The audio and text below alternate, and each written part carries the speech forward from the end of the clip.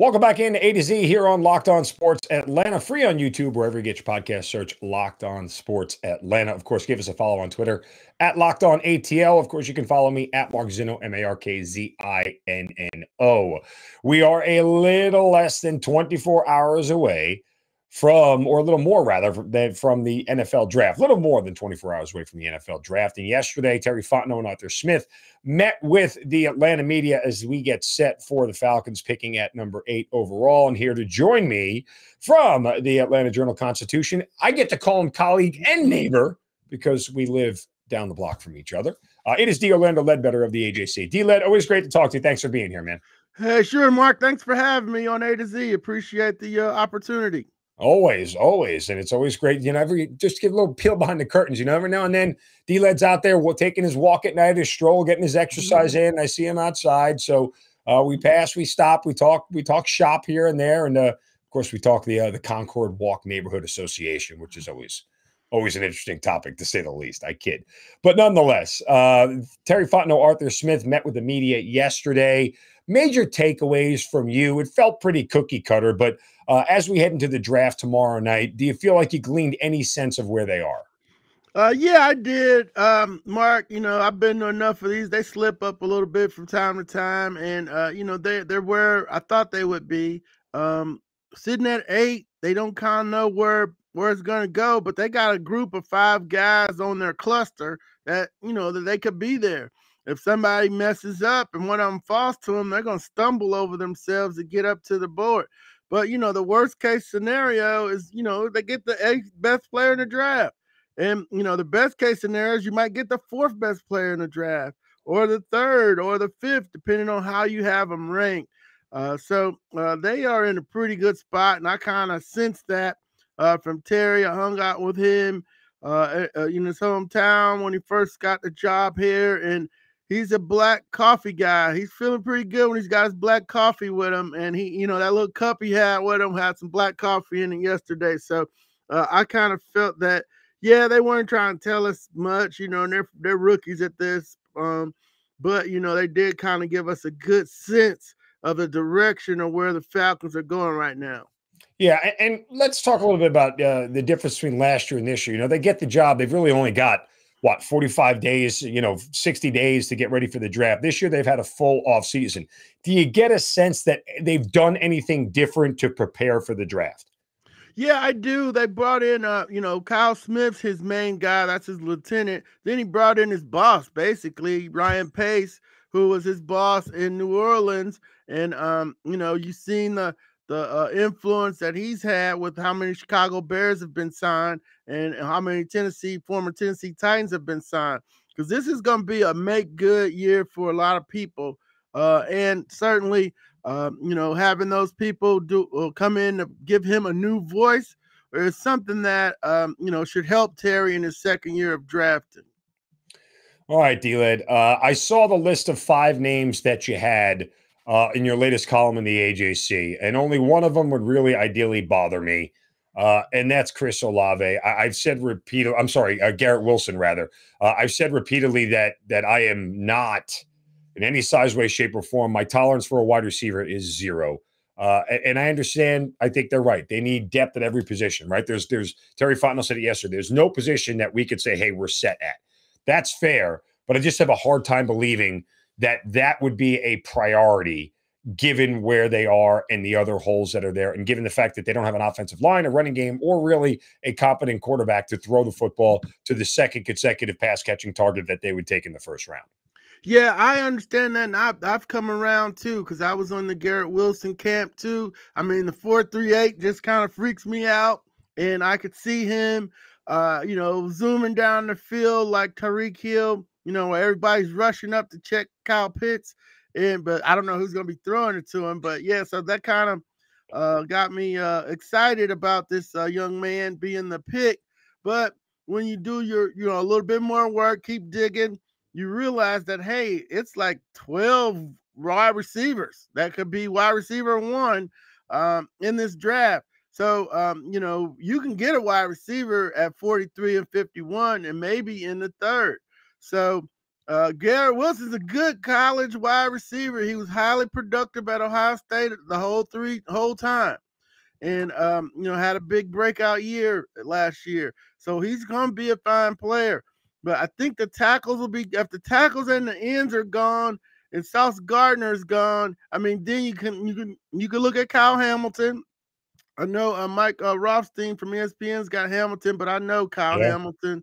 He's one of my kids I coached and sent them over to Murphy Candler and then Maris. And, I know his folks, Doug Jackson and his mom, Jackie, they think they're going 10th or 11th and not slipping past 14 to the Ravens. Cause they know the 4-7 was not very good. And well, they don't think the Falcons are going to draft them because, they just say, hey, they're not going to take them, huh? And Kyle is he's fine with that. He said it would be pretty cool to be here, but that would take him away from maybe seeing another city or growing up in another city. So I kind of don't think that's the way that they are going to go, but they could be smoke screening Kyle and his folks. So but if it breaks like that, the tackles are gone, the rushers are gone, Sauce Gardner's gone, then you got to bind. Then you could look at wide receiver. Then you could, the next pass rusher is, Buffet. So I don't think you're going to take him at 8. Do you trade back and go back and get Nate Davis? I mean, Jordan Davis. I don't know why I want to keep calling him Nate Davis. Jordan Davis from Georgia. But, I would trade back and get Jordan Davis and get the biggest lineman, the Linderbaum kid. Wherever you get, there's plenty of time to be had here in Atlanta. So I would get as many picks as I could if, I got a good offer to trade back at. Okay. You left one thing out there in all those, scenarios. If the 3 top DNs go, and that's Walker, Hutchinson, Thibodeau, and the 3 top offensive linemen go, and that's Neal, Ekwangwu, and Charles Cross, and Sauce Gardner goes, that's 7.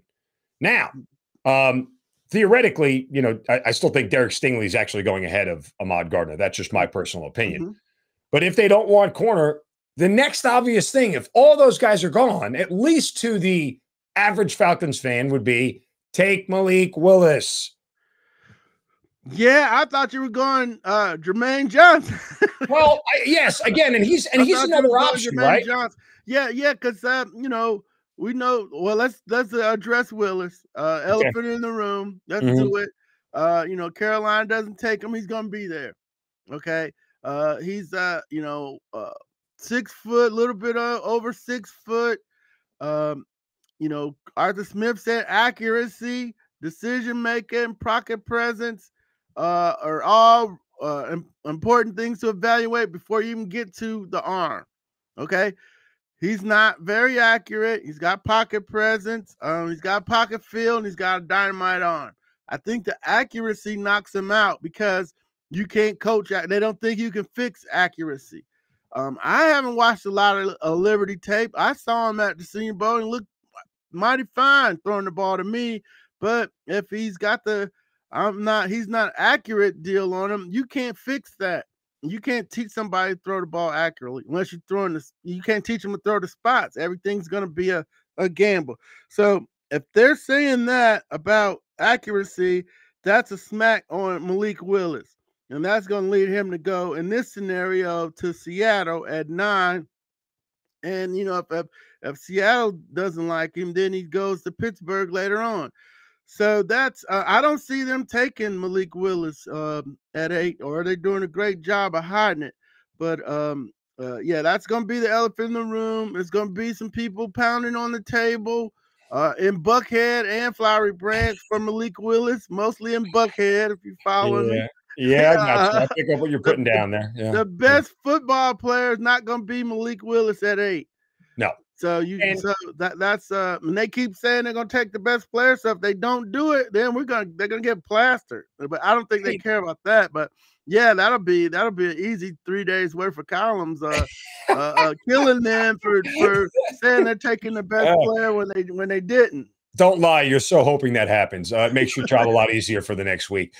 That said, I mean, again, and let's just go. I just don't see how wide receiver skips to the top.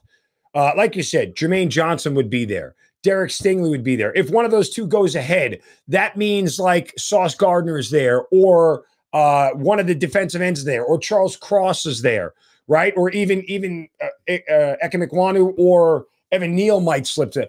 I think offensive line is a great pick for this team. Like, I know it's not going to be sexy. It's not going to put butts in the seats at Mercedes-Benz Stadium. There's going to be a collective groan from the Falcons fans in doing it. But dear Lord, to bookend tackles at this point for the future quarterback that you're going to end up getting that's going to take this team. And oh, by the way, if you want to get rid of Jake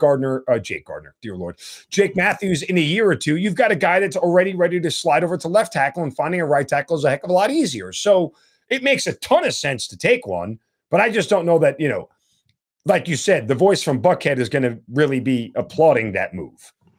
Yeah, but they got to make a decision on Caleb McGarry. They know they can't go forward with him, is my understanding. Right. He's not getting his fifth-year option. Yeah, he's not getting his fifth-year option. And they signed the German Affetti kid who's on his third team, so he's not the answer either. They've given up 40 sacks, at least 40 sacks in the last 4 years, and they schemed it up pretty good last year for half a season.